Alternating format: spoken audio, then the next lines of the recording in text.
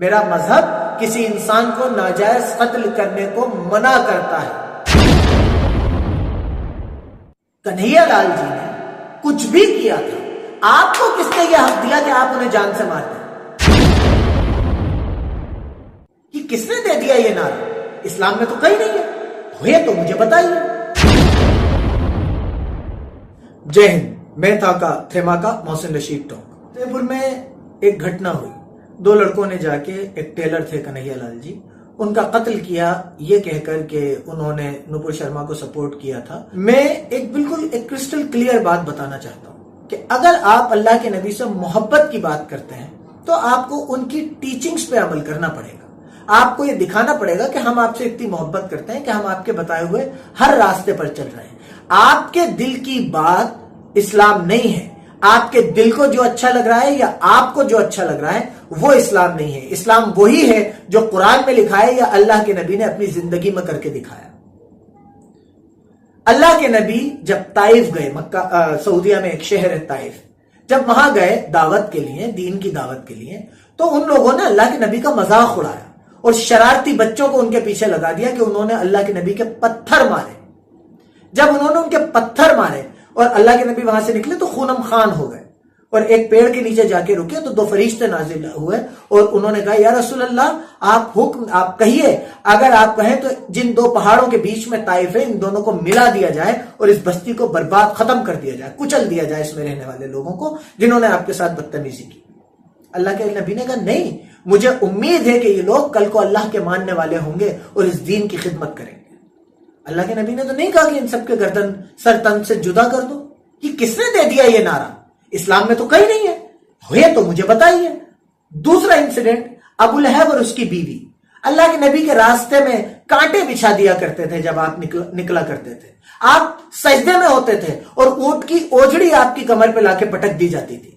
آپ اس وقت تک سجدے میں پڑے رہتے تھے جب تک کوئی آ کے اسے ہٹا نہ دے، اتنی تکلیف برداشت کیا کرتے تھے۔ اللہ کے نبی نے تو کسی سے نہیں کہا کہ ابو لہب کی گردن اتار دو۔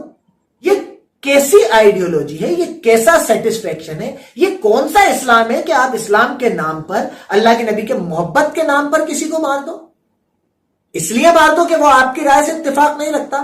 اگر ہمیں آج کی تاریخ میں محمد زبیر کو سپورٹ کرنے کا حق ہے، ہمیں یہ پوسٹ کرنے کا حق ہے کہ آئی اسٹینڈ ود زبیر، تو انہیں اس بات کا حق ہے کہ وہ سٹینڈ کریں، نپور شرما کو سپورٹ کریں، اس کے ساتھ سٹینڈ کریں۔ حق آپ کے لیے بھی وہی ہے، ان کے لیے بھی وہی ہے۔ اگر آپ زبیر صاحب کو سپورٹ کر سکتے ہیں تو وہ نپور شرما کو کیوں سپورٹ نہیں کر سکتا؟ اس کا ریزن ہے۔ دوسری بات، ذرا اپنے دل سے پوچھئے، اللہ کے نبی نے کتنے لوگوں کو ڈرا کر مسلمان کیا؟ کیونکہ ایسے ویڈیوز بنا کر کسی کو جان سے مارنے کے ویڈیوز بنا کر سرکولیٹ کرنے کے پیچھے شاید یہی مقصد ہوگا کہ لوگ ڈریں کہ بھائی اگر محمد صلی اللہ علیہ وسلم کے بارے میں کچھ بول دیا یا ان کے خلاف بولنے والوں کو سپورٹ کر دیا تو لوگ ہمیں جان سے مار دیں گے۔ شاید یہ ڈر پیدا کرنا ہے۔ تو مجھے بتائیے، آپ کے نبی نے کتنے لوگوں کو ڈرا کر اپنے پیچھے چلایا؟ ہزاروں لاکھوں کی تعداد میں مسلمان تھے اور کروڑوں کی تعداد میں آج ہیں جو اپنے نبی کے لیے جان دینے کو تیار ہیں۔ تو کیا یہ جذبہ ڈرا کے آ سکتا ہے؟ اگر اس زمانے میں اللہ کے نبی ڈرا کے کسی کو اپنے پیچھے چلاتے تو وہ موقع ملتے ہی اللہ کے نبی پہ حملہ کر دیتا، لیکن وہ لوگ اللہ کے نبی کے لیے جان دینے کو تیار رہتے تھے۔ یہ محبت سے آیا تھا، یہ ڈر سے نہیں آیا تھا۔ آپ کے نبی رحمت تھے۔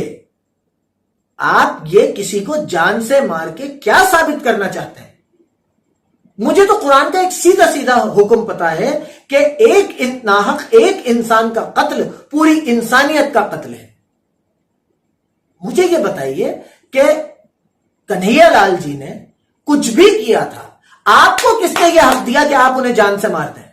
آپ ہوتے کون ہیں کسی کی جان لینے والے؟ اور افسوس اس بات کا ہے کہ ہم اپنے ایمان سے، اپنے اللہ سے، اپنے نبی سے بھی ایماندار نہیں ہیں۔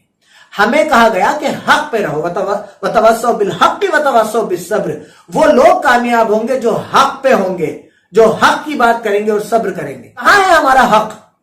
میں حق کی بات پوچھ رہا ہوں. اگر ہمیں پہلو خان کو مار دینا برا لگتا ہے، جنید کو مار دینا برا لگتا ہے، اخلاق کو مار دینا برا لگتا ہے، تبریز کو مار دینا برا لگتا ہے، تو ہمیں کہنا پڑے گا کہ دھرم کے نام پہ کنہیا لال جی کو بھی مار دینا غلط ہے.